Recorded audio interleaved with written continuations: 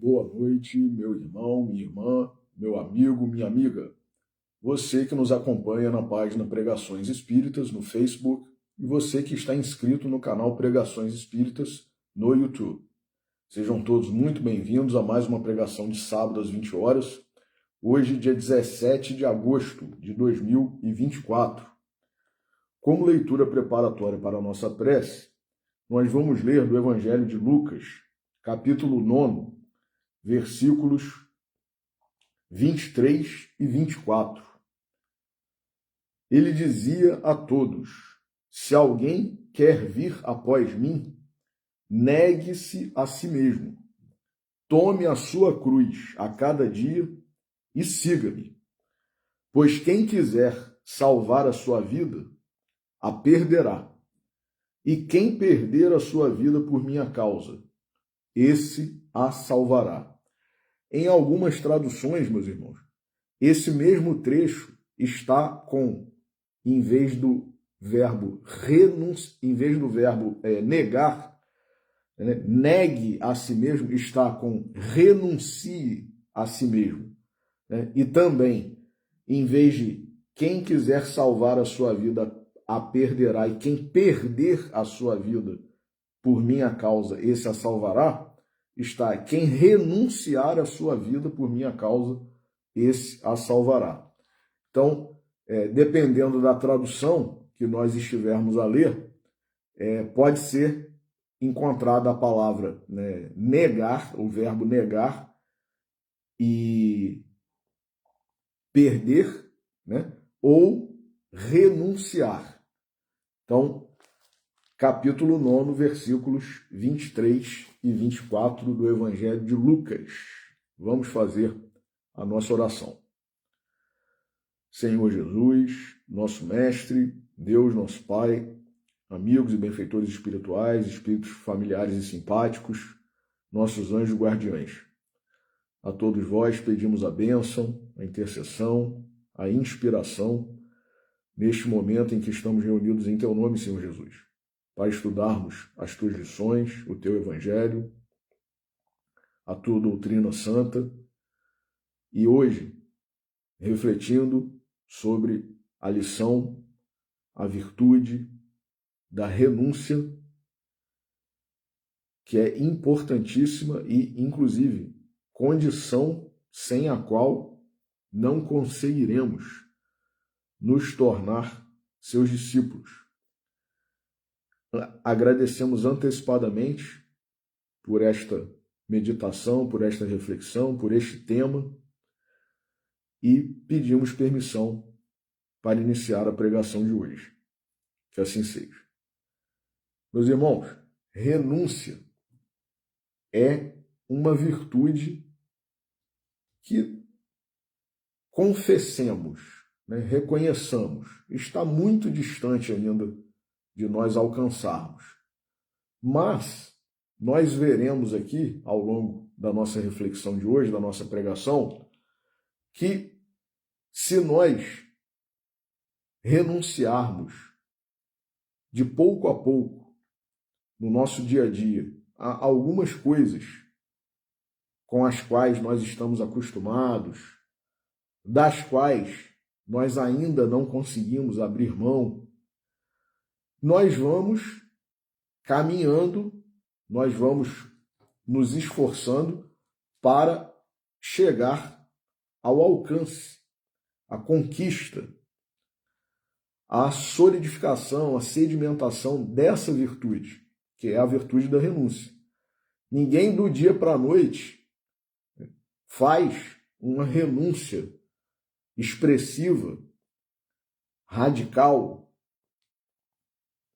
significativa e vira, né, um discípulo de Jesus, salvo raríssimas exceções de que nós temos relatos, né, de que nós temos conhecimento, mas que na verdade nós sabemos que eram espíritos já compromissados com Jesus e que, como nós veremos também hoje, uma vez encarnados, estavam sujeitos às vicissitudes da terra, mas num dado momento exerceram essa modificação, essa renúncia, e conseguiram passar a condição de, como ele próprio Jesus falou, né? Se alguém quer ser meu discípulo, se alguém quer vir após mim, quer dizer, se alguém quer me seguir,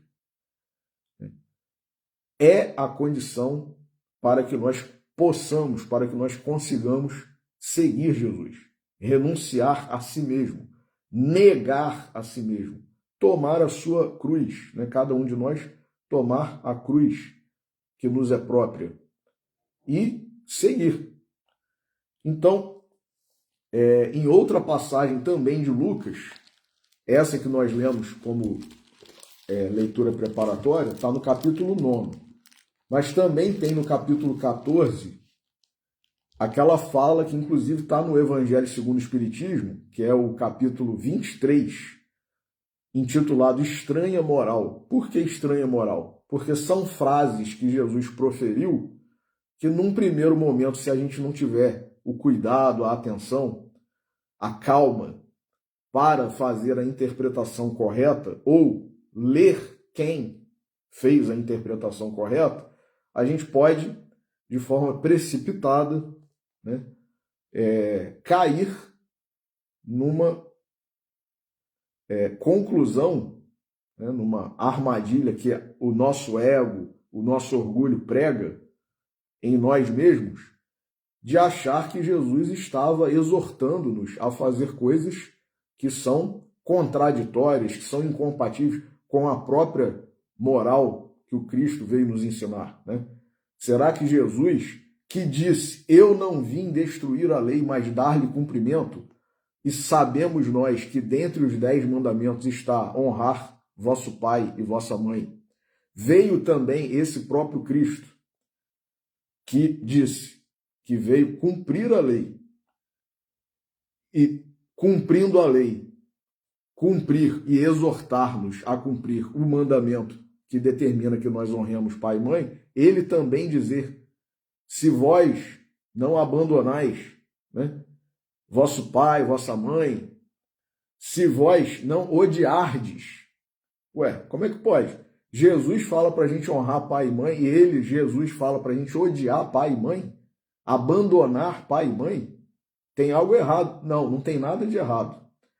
O problema é que nós, muitas vezes, somos precipitados e também, Kardec destacou isso no capítulo 23, repito, do Evangelho segundo o Espiritismo. O problema de tradução.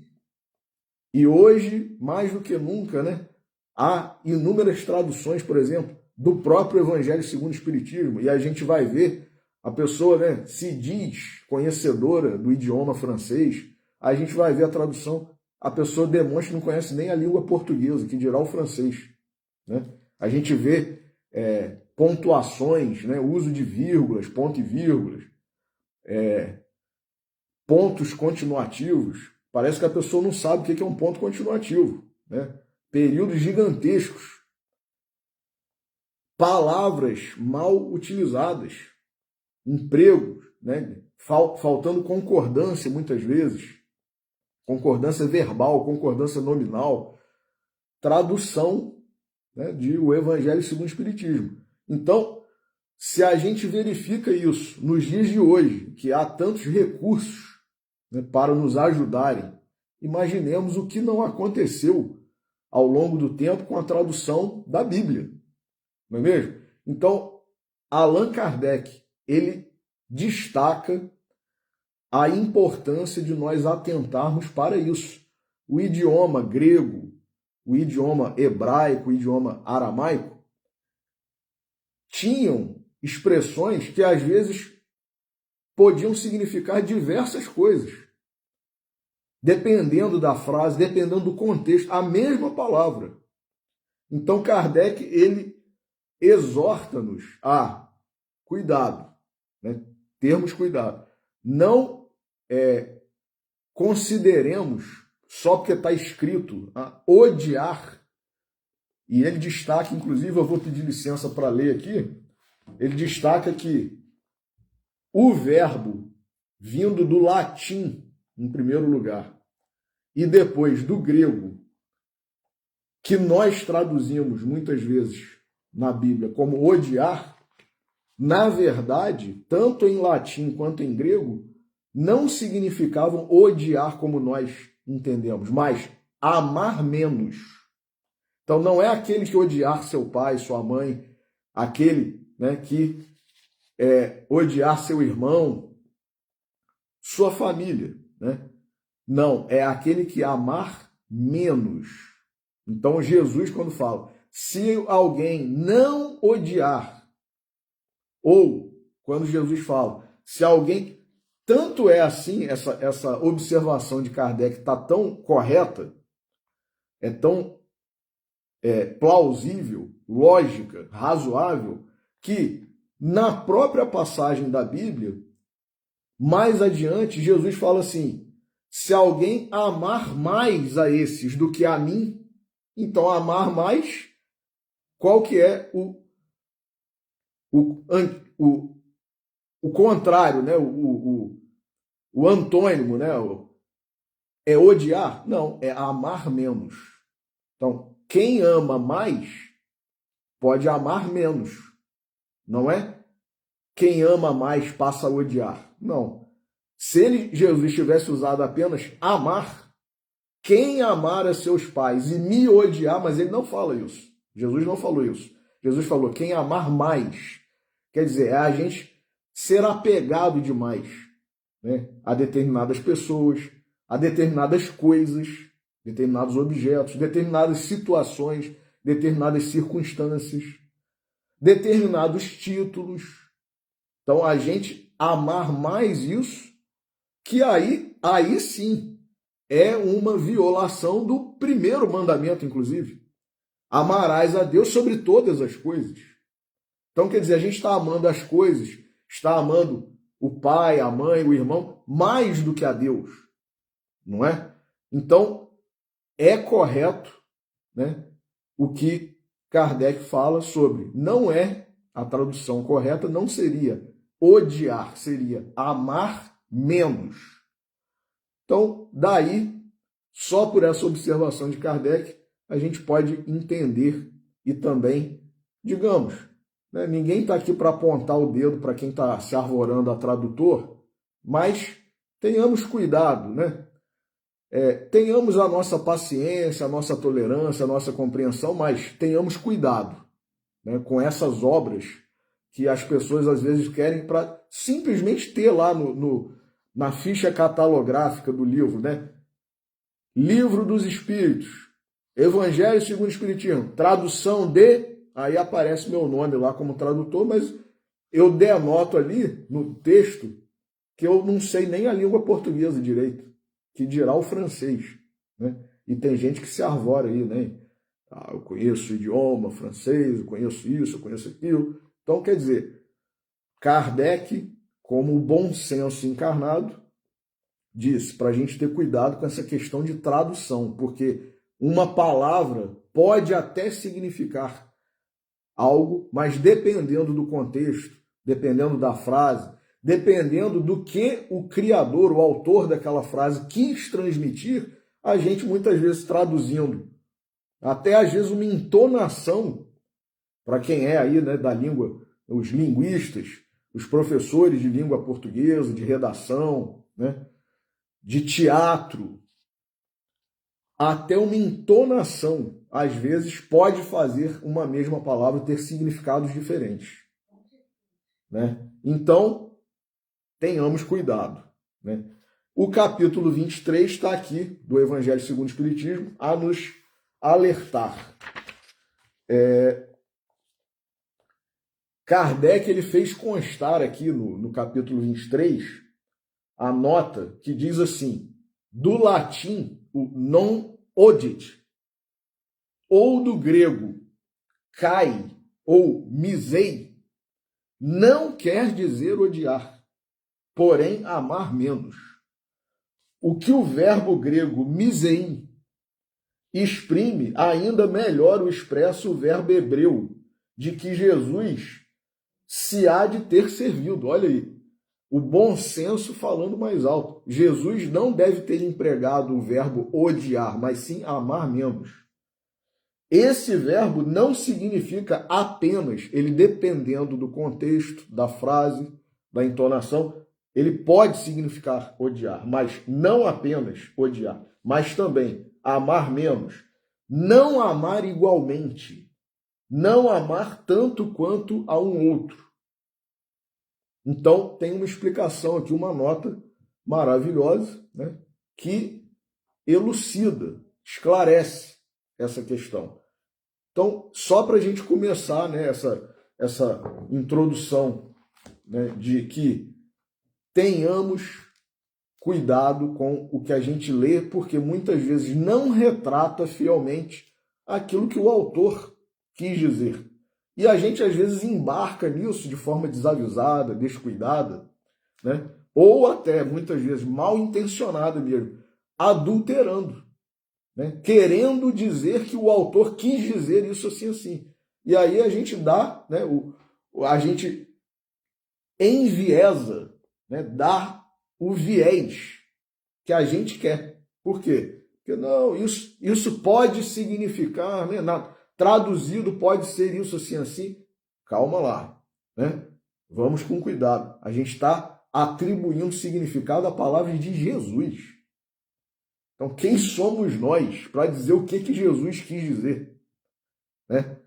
Então, passada essa primeira introdução, aí, essa nota, né, também explicativa, né, aproveitando o cuidado de Allan Kardec, vamos ver aqui, né, a questão da renúncia em si mesma e de como ela é imprescindível, crucial, para que a gente possa se tornar, se dizer discípulo de Jesus. E aí, quando eu falei que, salvo algumas exceções, nós, em nossa grande maioria, não conseguimos fazer a essas renúncias verdadeiras, significativas, expressivas, eu quis, né, fazer referência a um Paulo de Tarso, né, que era o Saulo, doutor da lei, perseguidor dos cristãos, encontra Jesus numa viagem em que ele estava imbuído, né, com o objetivo de ir para Damasco matar cristãos, matar pessoas importantes do cristianismo que ele estava considerando como adversários dele, porque ele era um grande defensor da lei mosaica, né, dos ritos, enfim, dos mandamentos.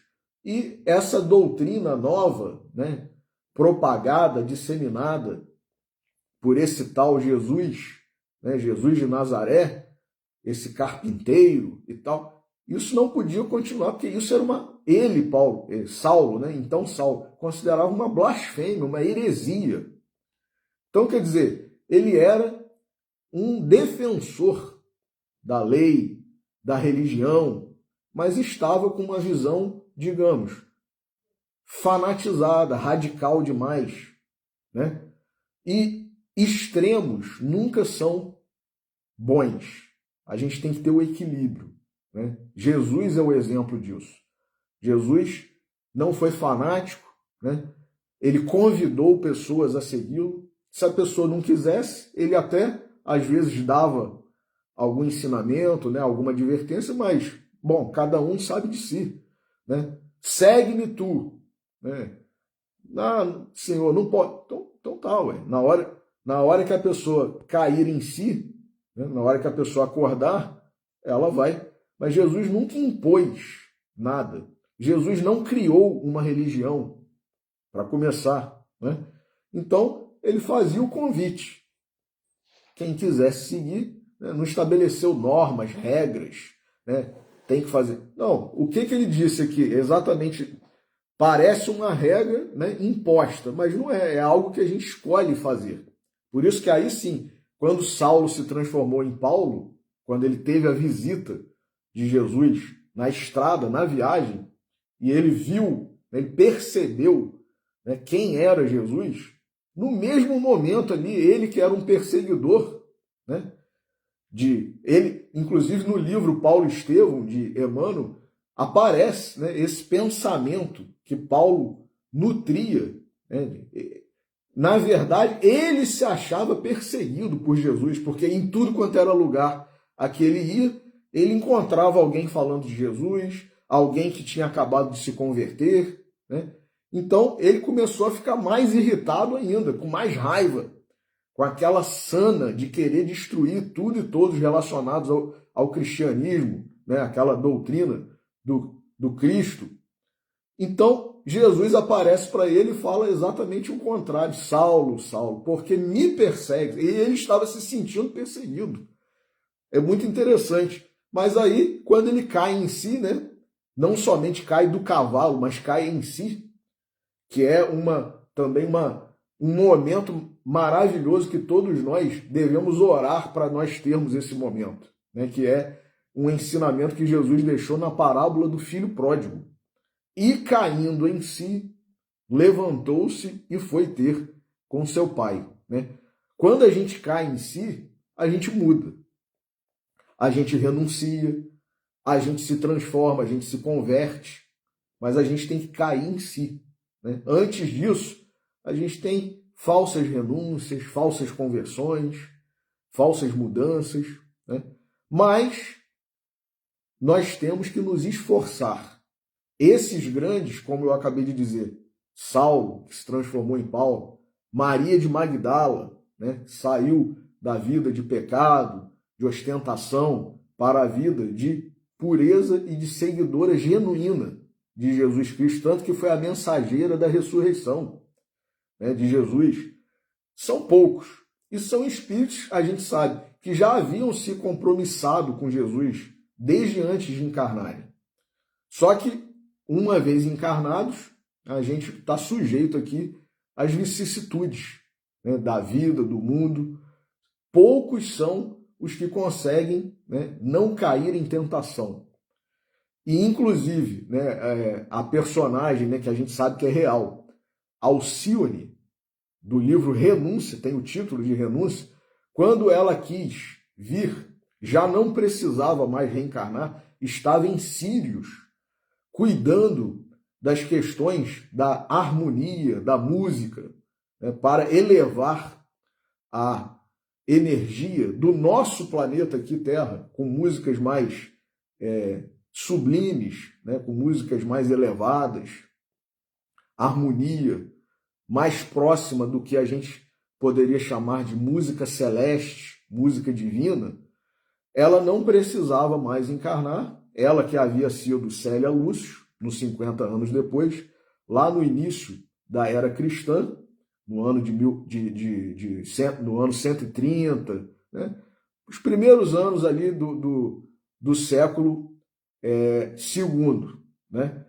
Ela não precisava mais encarnar, porque ela já naquela época já havia, embora de família romana, né? Patrícia, né? Nobre, ela já havia se convertido ao cristianismo e conseguido alcançar, como está no prefácio de Emmanuel, dizendo, ela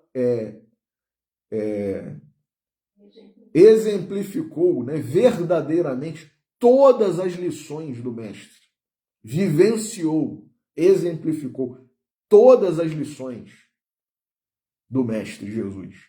Então, um espírito, né, dessa categoria renunciou à própria vida, renunciou à própria identidade, né? Fazendo bem, fazendo caridade e muitas vezes, inclusive, renunciou à própria honra, porque ela não discutia, ela não se defendia das acusações, né, que ela recebeu lá ao longo da vida, e só um espírito já, né, com um adiantamento, uma evolução que ainda está longe de nós alcançarmos para agir dessa forma. Porque nós, nas menores coisas, se alguém fala alguma coisa da gente, dentro de casa mesmo, né? Aí a gente retruca e começa a acusar e agredir e tal. Se alguém fala da nossa honra, né, na sociedade e tal, não, a gente quer se justificar, quer dizer que não aconteceu isso, que não foi bem assim, ou que a gente teve um motivo para fazer, né? Não, eu fiz, mas eu tive esse foi por isso, foi por isso, foi por isso. Né? Então a gente vê cada justificativa esdrúxula, né? Mas é o quê? É o orgulho. Né? Porque quando a gente é acusado de alguma coisa, caluniado, né? Ou na figura aí do direito penal, né? Caluniado é alguém imputar a prática de crime a nós, né? Ah, Rafael fez isso assim, assim, isso é crime. Quando isso acontece, aí mais ainda que a gente quer rebater e dizer que não é verdade. Mas às vezes não é uma calúnia, é apenas uma injúria, uma difamação, né? E a gente também quer, de qualquer forma, dizer, não, não foi bem assim e tal, ou apresentar um motivo. Não, eu fiz sim, mas foi por isso, foi por aquilo, né? Enfim. E Jesus, que é o primeiro, né, o nosso modelo e guia, acusado de subversivo, de revolucionário, de herege, de blasfemo e tal. Em momento algum, não, que isso, eu não sou nada disso. Não é bem assim. Não se defendeu. Né? Célia Lúcius também.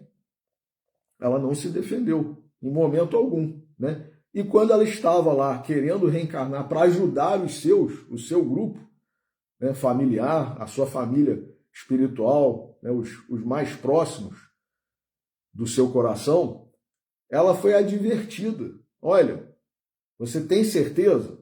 Porque uma vez encarnado, você estará sujeito a todas as vicissitudes da Terra. Você quer mesmo? E aí, Haroldo Dutra, a gente sabe que ele falou que o único espírito que já passou pela Terra que não estava sujeito às vicissitudes foi Jesus. Ninguém, além de Jesus, que já tenha passado pela Terra, estava isento, por exemplo, de cair em tentação. Lógico, um espírito mais elevado, ele provavelmente não cairá. Mas, quando a gente está no corpo de carne, a gente tem uma série de limitações, né, que até Rubens Fernandes Carneiro diz, isso aqui é um para-choque, né, o corpo de carne.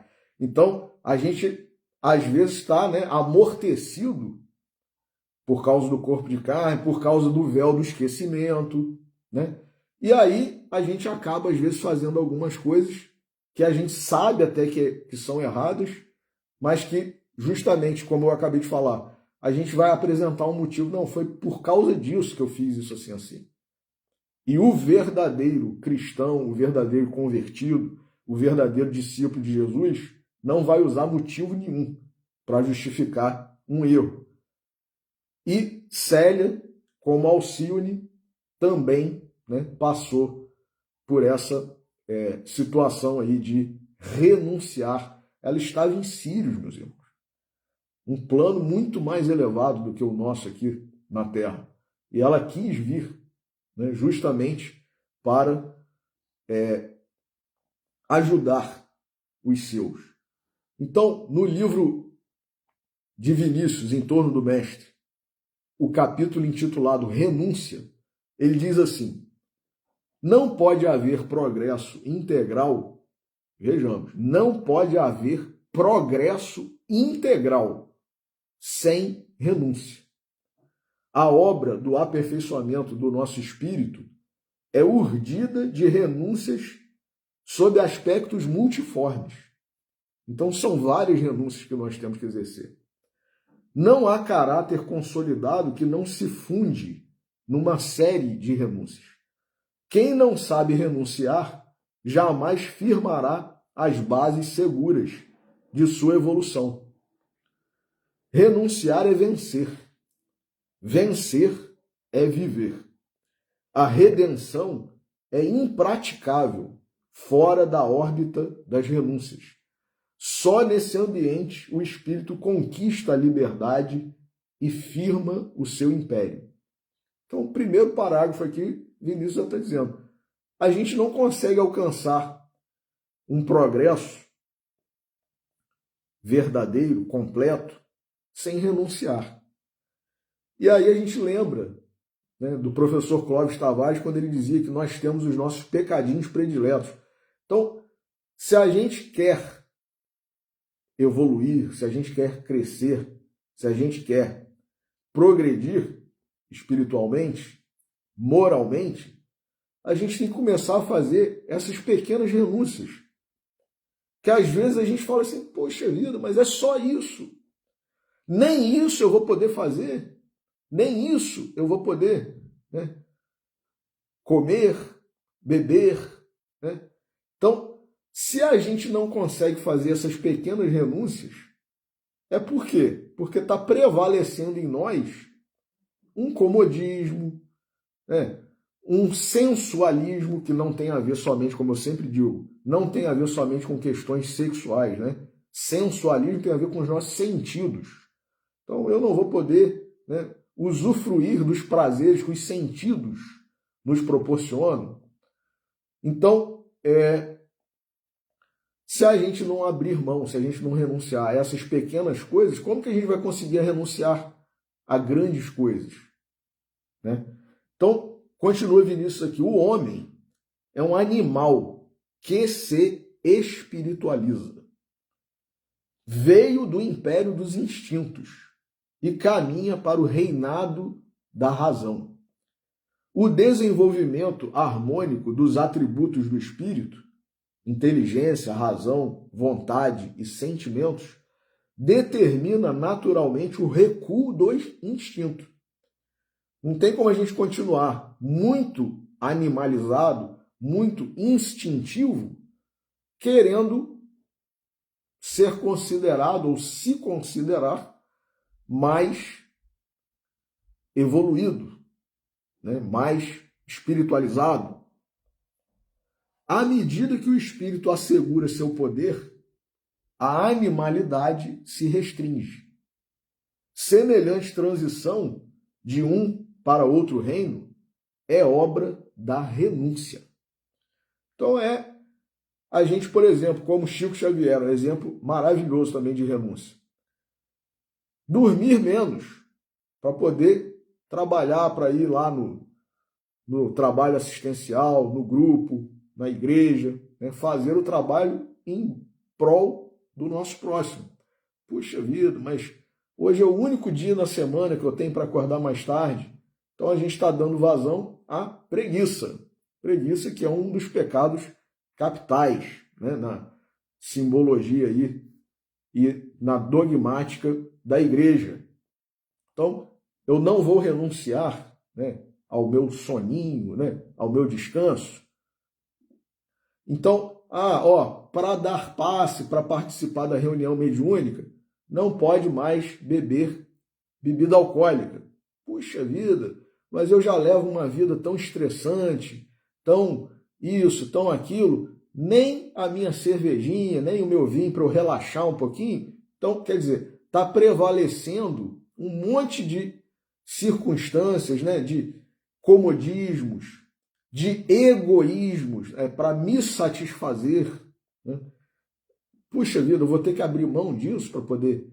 Então, são opções que nós fazemos de renúncia ou não, para que nós possamos dar um passo adiante. Ninguém vai virar santo só porque, né, vai passar a acordar mais cedo, vai passar a não beber mais, né? Ou no dia da reunião mediúnica a gente tem que evitar, né, determinados excessos alimentares. Né? Puxa vida, eu não posso nem uma sobremesazinha, um chocolate no dia. Não, não é. Isso é uma questão individual. Se a gente quer, né, continuar fazendo isso e ir trabalhar, né, ir participar... Bom, a gente vai dar mais trabalho para os espíritos, que os espíritos vão ter que isolar a gente vai estar pregando mentira, né? Ah, não, e aí, tá tudo certo, você fez lá a dieta hoje e tal? Não, fiz sim, pode deixar que eu... Fez nada, né? E, quer dizer, a gente está abrindo mão de trabalhar no bem, abrindo mão de colaborar, e não é com o outro só, não, é com nós mesmos. Quando a gente trabalha no bem, a gente está colaborando com a gente, principalmente até, né? Então, quer dizer, é o típico ilusionismo, né? A gente se enganando, não está enganando o outro, né? A gente está se enganando. Mas é o livre-arbítrio de cada um, né? Então, diz aqui Vinícius, né? Semelhante transição, semelhante mudança de um para outro reino é obra da renúncia. Quer dizer, a gente está mais animal do que espiritual. É isso mesmo? É duro ouvir isso, né? Mas será que é isso mesmo que a gente está querendo? Ser mais animal do que espiritual? O instinto, diz Vinícius, representa o domínio da carne, a razão, o do espírito. Há estágios na vida dos seres em que o instinto tem a primazia, época da irracionalidade. Outros há em que o despotismo do instinto constitui a fonte de todos os males, ciclo racional. O animal tem no instinto o seu guia. Para o homem, o guia deve ser a razão. Deve ser, mas nem sempre a gente se comporta assim, né? Sempre que esta fraqueja, quer dizer, sempre que a razão fraqueja, cedendo lugar àquele, ao instinto, o homem erra e sofre. Erra porque se deixa arrastar, tendo já o leme e a bússola para orientar-se, ao sabor das vagas que o desviam do roteiro normal da vida. Quer dizer, a gente contraria até a essência divina que a gente tem. Sofre porque o erro é causa, cujo efeito é a dor. Então, quer dizer, a gente não está errando porque tem uma causa anterior que faz com que nós erremos, não. A gente está errando porque a gente está escrevendo hoje o futuro, né? Diz Chico Xavier, ninguém pode recomeçar, né? Ninguém pode voltar atrás, ou melhor, ninguém pode voltar atrás e fazer um novo começo, mas qualquer um pode recomeçar agora e fazer um novo fim. Então, o que ficou para trás, ficou. Vençamos o que ficou para trás. O nosso passado, né, de delitos, de erros, de pecados, de instintos prevalecendo, já passou.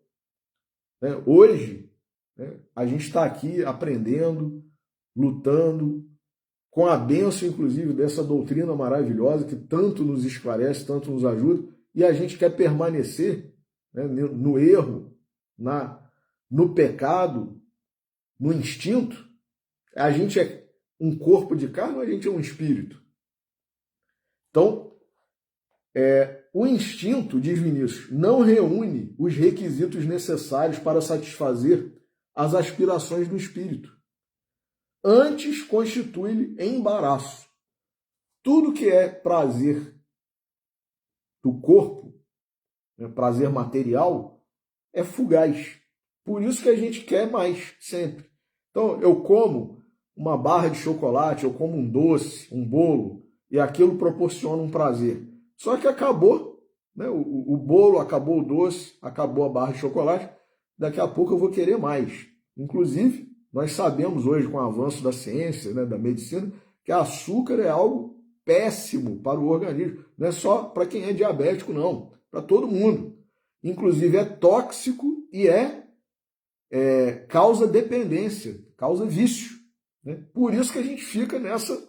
Então, é algo que proporciona um prazer imediato, né, com as substâncias lá que são produzidas no organismo, né, e acabou. Aí a gente quer mais.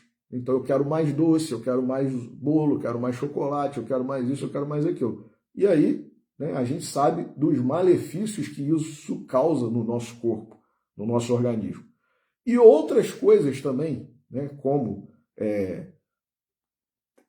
tecnologia, aparelhos, né, tecnológicos, né, os chamados hoje gadgets, né, e sei lá mais o que, e a dependência que celular, computador, né, também pode causar nas pessoas, né? Tem gente que faz síndrome de abstinência se ficar alguns dias, algumas semanas sem usar um aparelho celular, um computador, né, fica, né, tendo crise mesmo, né, precisa de ajuda profissional, de tratamento, porque não consegue ficar sem acessar o celular, a rede social e sei lá mais o que, né? Então, quer dizer, são prazeres que, né, substâncias que são liberadas no nosso organismo na hora que a gente está usando ali, consumindo o alimento ou a bebida também, dependendo, né? ou usando o aparelho, o computador, o celular, e na hora que a gente não está, a gente cai numa espécie de crise, de abstinência, de depressão, né, de mau humor. Isso mostra o quão sério é a questão do instinto, né? E como é atrasado, né? Porque a gente é espírito e a gente se torna dependente dessas coisas que ficam liberando substâncias no nosso corpo.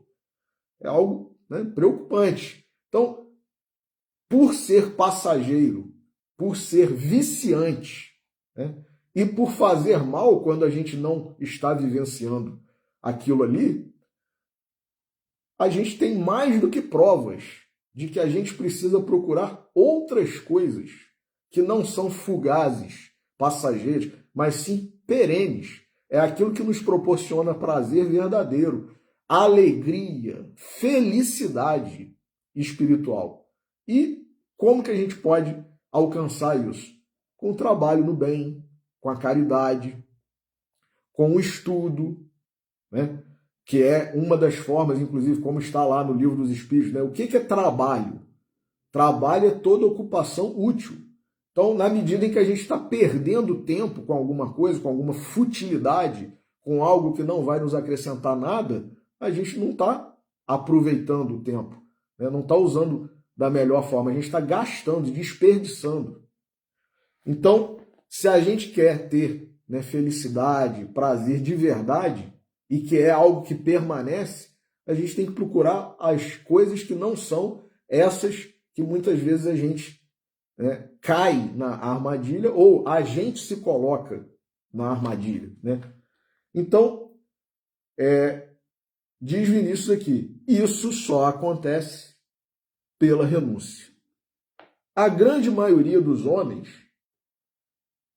vegeta entre duas tiranias, uma que atua no seu interior e se denomina instinto, outra que age de fora para dentro e se chama sentidos. Subjugado pelo instinto e fascinado pelos sentidos, o homem torna-se um ser híbrido, incoerente e extravagante, capaz de todas as aberrações. Só a renúncia, julgando a cobiça e refreando os instintos, poderá quebrar os grilhões desse duplo e aviltante cativeiro. Olha aí a questão da dependência, a gente se torna escravo, a gente se torna preso, né? Encarcerado por essas coisas, por esses prazeres fugazes, né? É o que Paulo aconselha em sua epístola aos Romanos, capítulo 12, versículo 1, sobre os seguintes dizeres: rogo-vos, irmãos, pela compaixão de Deus, que apresenteis os vossos corpos como um sacrifício vivo, santo e agradável a Deus, pois em tal importa o culto racional.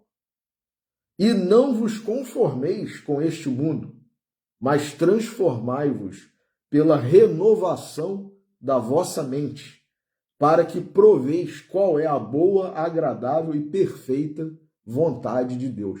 Então, quer dizer, é a gente ouvir mais uma vez do nosso pai, da nossa mãe, você não é todo mundo. Todo mundo hoje em dia faz isso, mas você não é todo mundo. E a gente assumir, né? A gente assumir, não somente em termos humanos, sociais, materiais, mas em termos principalmente espirituais. Para que o nosso corpo seja um sacrifício vivo, em oferenda perpétua, é indispensável manter aceso o fogo da renúncia, na imolação do instinto e da cobiça. Oferecer o corpo como um sacrifício perpétuo é o quê? Renunciar. Usar o corpo para a função que ele tem, que é proporcionar a nossa encarnação, proporcionar o nosso avanço aqui no mundo dos encarnados, proporcionar que nós espiemos e provemos o que nós temos que espiar e o que nós temos que provar. Se alguém vem a mim e não renuncia a seu pai, mãe, mulher, filhos, irmãos e irmãs, e ainda a sua própria vida, olha, aqui Vinícius está a usar o verbo renunciar e não negar, né? Ou abandonar, por exemplo. Se alguém vem a mim e não renuncia a seu pai, mãe, mulher, filhos, irmãos e irmãs, e ainda a sua própria vida, não pode ser meu discípulo. Assim, pois, todo aquele que dentre vós não renuncia a tudo que possui, não pode ser meu discípulo. Quem tem ouvidos de ouvir, ouça. Sempre que o incomparável mestre fechava seus discursos com a frase quem tem ouvidos de ouvir, ouça, queria com isso dizer: quem for capaz, penetre o sentido destas palavras, porque o meu ensino não está na letra que mata, mas no espírito que vivifica. O trecho acima inscrito acha-se em tais condições, diz Vinícius. Jesus tinha o lar e a família na mais alta consideração. Tanto que a gente sabe, conforme está na questão 625 de O Livro dos Espíritos, qual é o modelo e guia mais perfeito que Deus enviou ao homem na Terra? Jesus. Então, se ele é nosso modelo e guia mais perfeito, nós temos que nos espelhar, nós temos que entender tudo o que Jesus vivenciou, desde o nascimento até a sua morte. E ele veio numa família. Tanto que os católicos, né, chamam de a Sagrada Família. Maria, sua mãe, José, seu pai terreno, né, embora não tenha participado diretamente ali da concepção, mas família, com pai e mãe. Então Jesus, que é o nosso modelo e guia mais perfeito, teve pai, teve mãe, teve família. Isso é algo que tem que ser seguido. Se nós queremos ser cristãos, se nós queremos ser seus discípulos, então a gente tem que atentar para isso. Jesus, diz Vinícius, tinha o lar e a família na mais alta consideração. Segundo seu modo de ver, no lar e na família se consubstanciavam os maiores bens, aqueles a que o homem se achava mais intimamente ligado.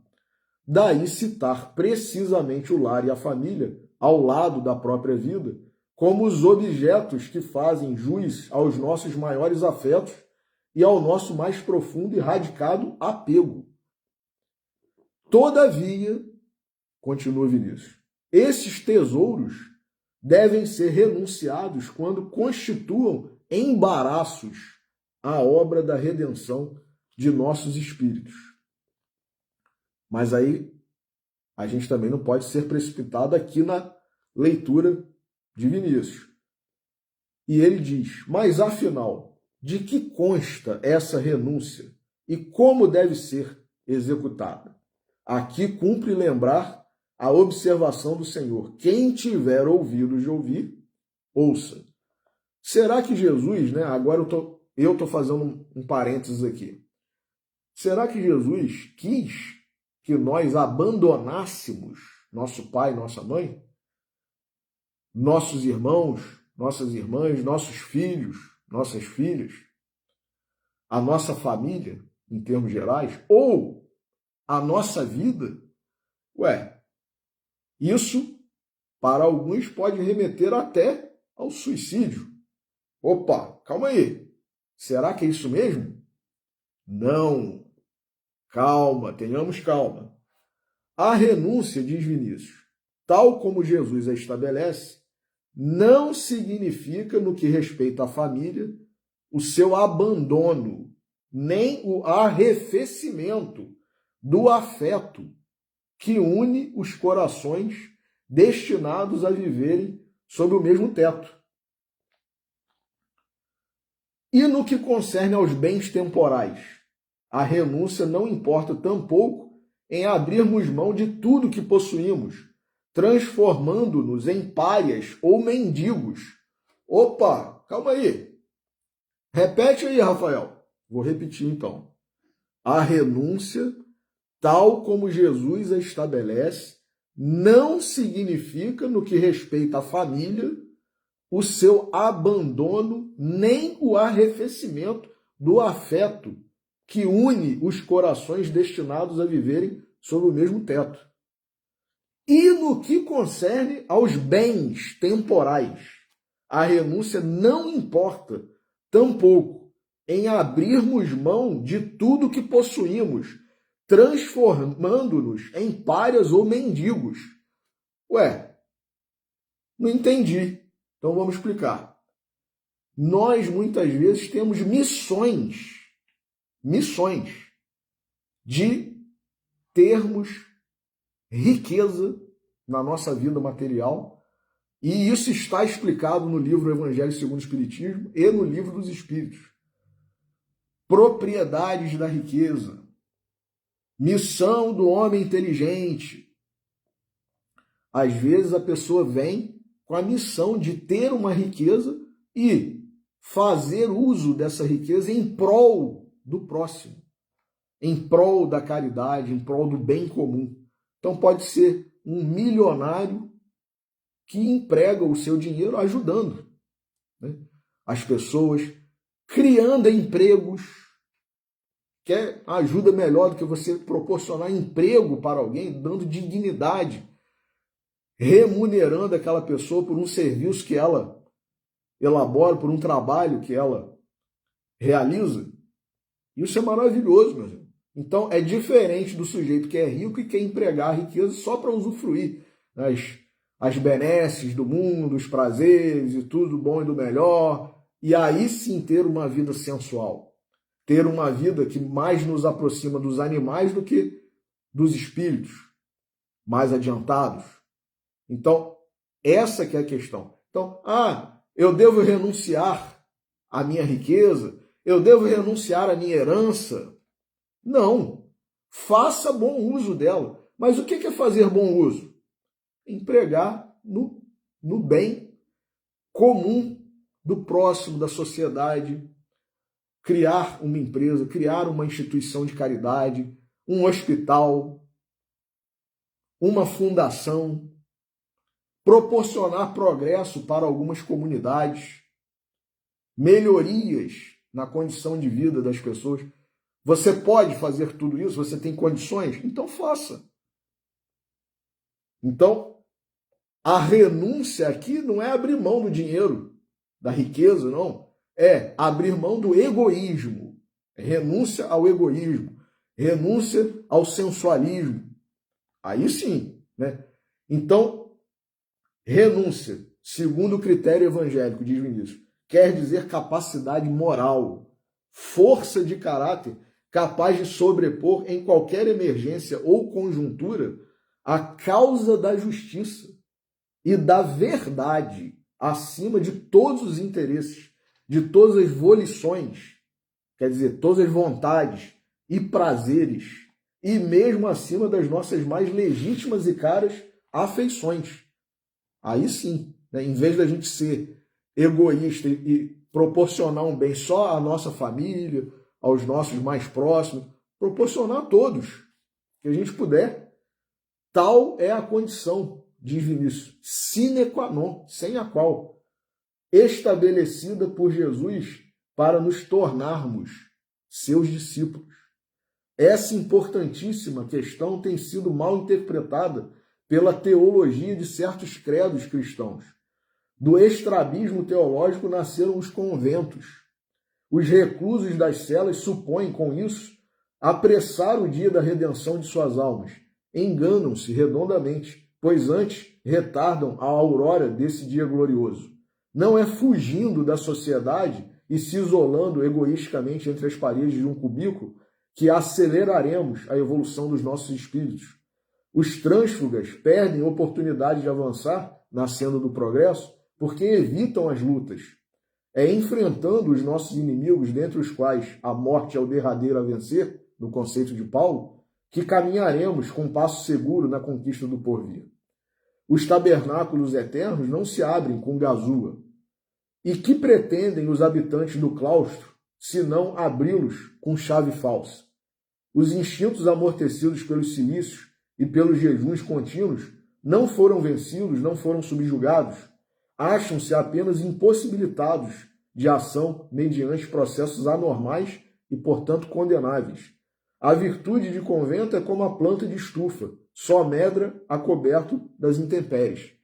Meus irmãos, é bem verdade que se nós pudermos estar em sociedade, porque Jesus, que é o nosso exemplo, nosso modelo, nosso guia, ele não se isolou.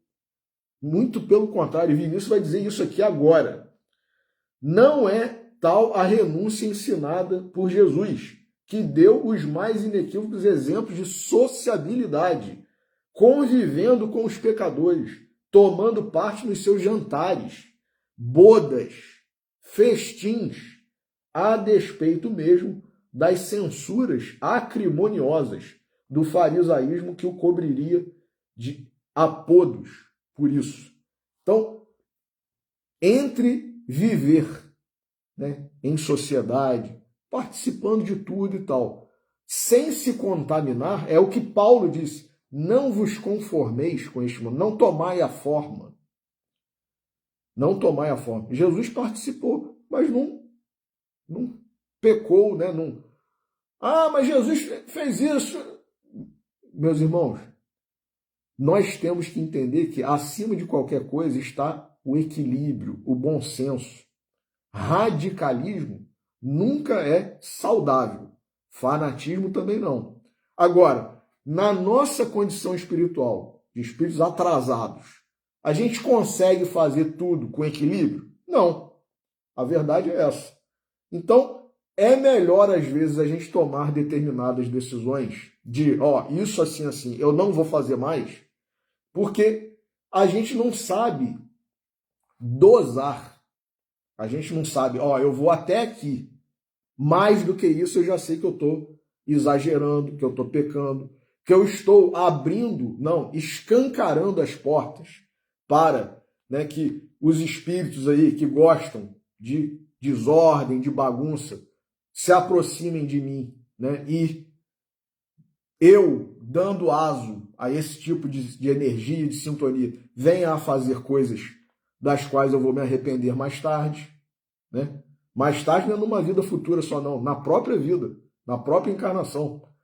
Quando a gente cai em si, né? Depois que passa o efeito lá daquela situação, daquela bebida, daquela substância e tal, e que a gente vê que a gente fez uma besteira. Puxa vida, o que eu fiz? Né? Então, se a gente não tem condições de lidar com esse tipo de situação de forma equilibrada, é melhor a gente não se envolver com isso. E nós somos espíritos atrasados. A maioria de nós não sabe lidar com determinadas situações.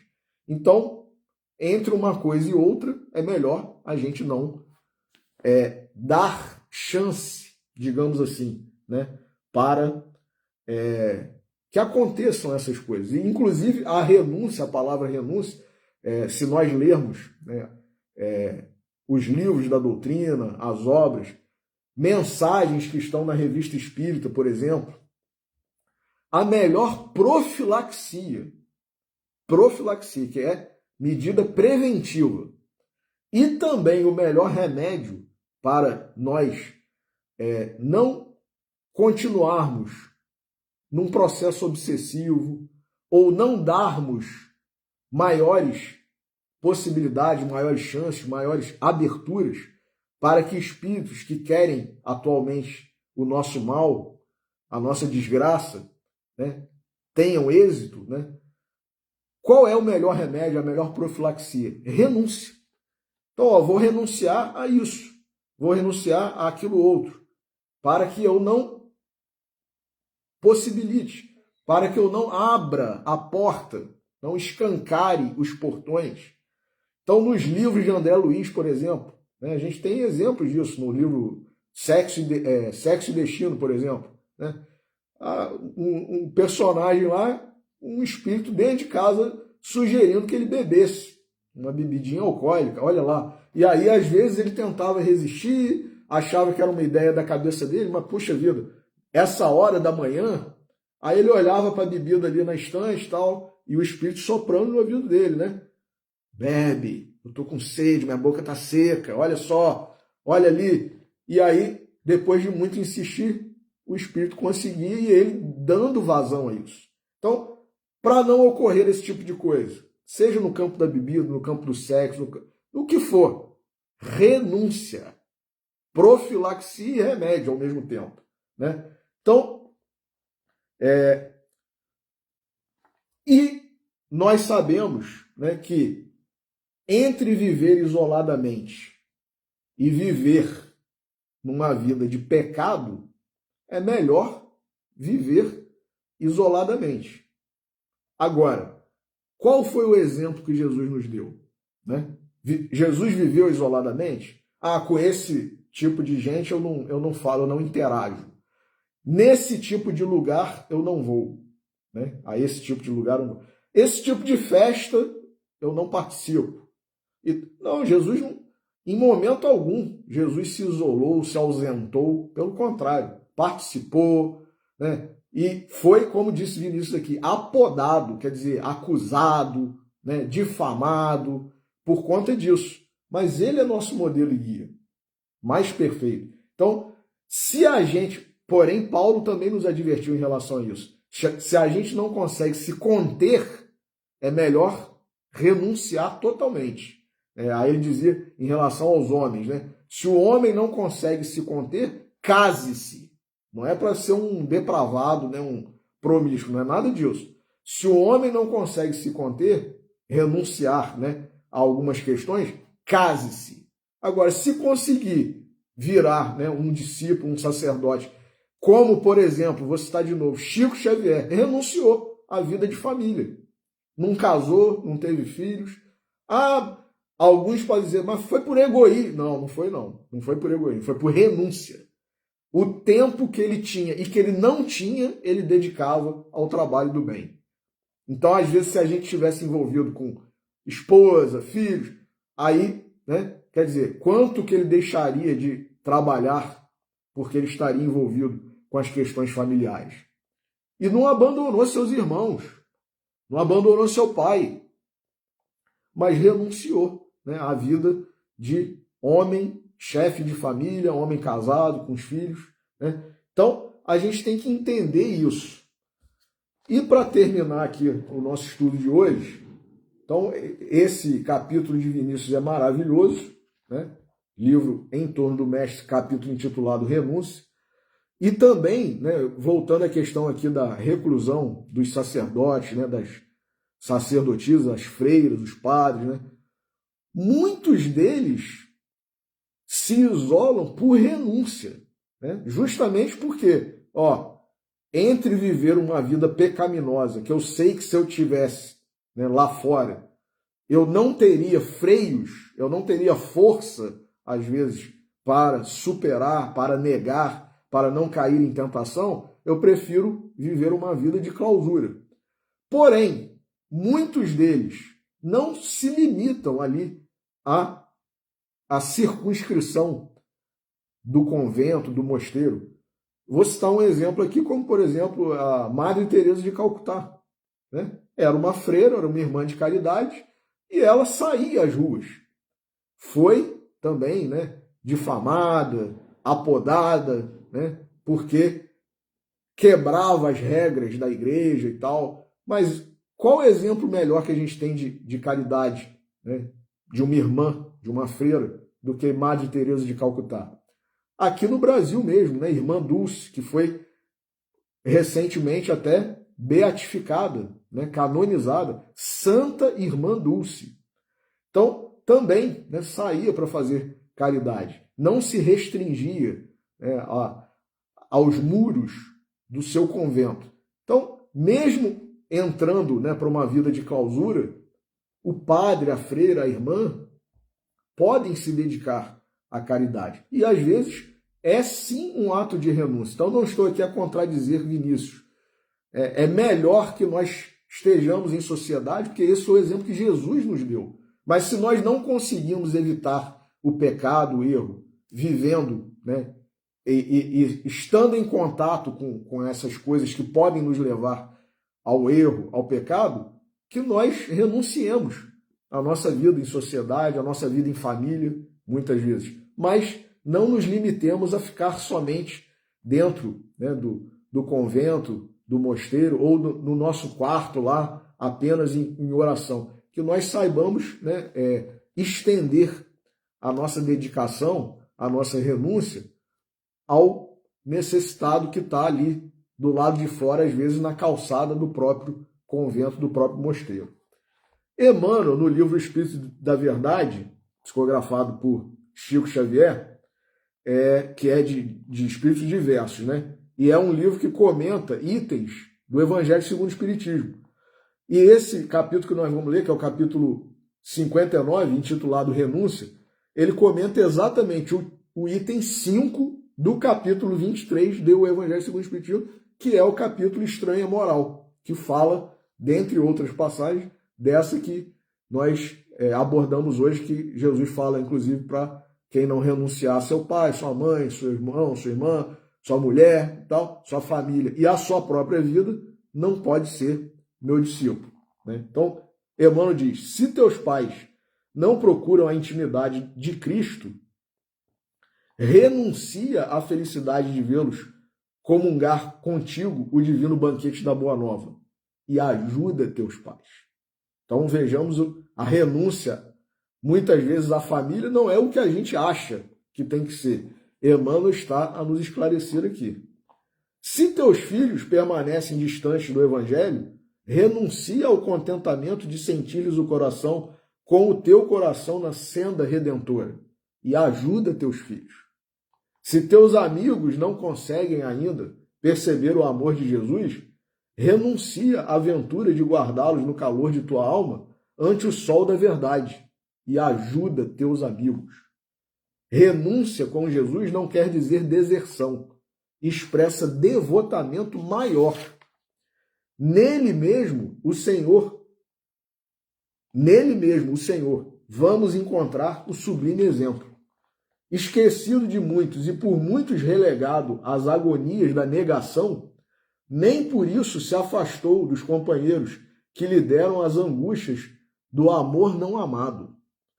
Ressurgindo da cruz, ele que atravessara sozinho os pesadelos da ingratidão e as torturas da morte, volta ao convívio deles e lhes diz confiante, eis que estarei convosco até o fim dos séculos. Que maravilha, hein, de texto. Então, às vezes, a gente não está, né, tendo um compartilhar, né, de ideias, uma comunhão, e aí, será que eu devo abandonar, virar as costas e seguir meu caminho do jeito que eu acho que é o certo e tal? Não. Diz Emmanuel aqui, renuncia a essa comunhão em família e ajuda esses que estão próximos de você, né? E um exemplo disso maravilhoso também que me ocorreu está no livro Boa Nova, em que Humberto de Campos fala sobre Joana de Cusa, né? E ela querendo ser uma discípula de Jesus, né, e tal, e abandonar o seu marido, né, porque ele não tinha o mesmo pensamento, ele não tinha a mesma religiosidade, a mesma espiritualidade que ela já tinha alcançado, e ela vai a Jesus e relata tudo isso. Mas Jesus fala, Joana, ser fiel, né, no teu lar, né, com teu marido. Ser fiel a Jesus, muitas vezes, é estar exatamente em família, cuidando daqueles, né, que estão mais próximos de nós outros, ajudando, né, com o exemplo, com a tolerância, com a paciência, com o amor, com o carinho, com a renúncia, a que eles, né, caminhem para o bem junto conosco, né, e nós também. Então, fica aí a reflexão sobre a renúncia. Que Jesus nos abençoe, que Deus nos abençoe, que permitam que nós encerremos a nossa reflexão de hoje, agradecendo pela renúncia de todos esses que já passaram por aqui, principalmente, né, na pessoa, na figura do nosso Mestre, do nosso Salvador, Jesus Cristo. Então, um bom final de sábado, um bom domingo e uma semana maravilhosa para todos. Muito obrigado, que Deus nos abençoe e boa noite.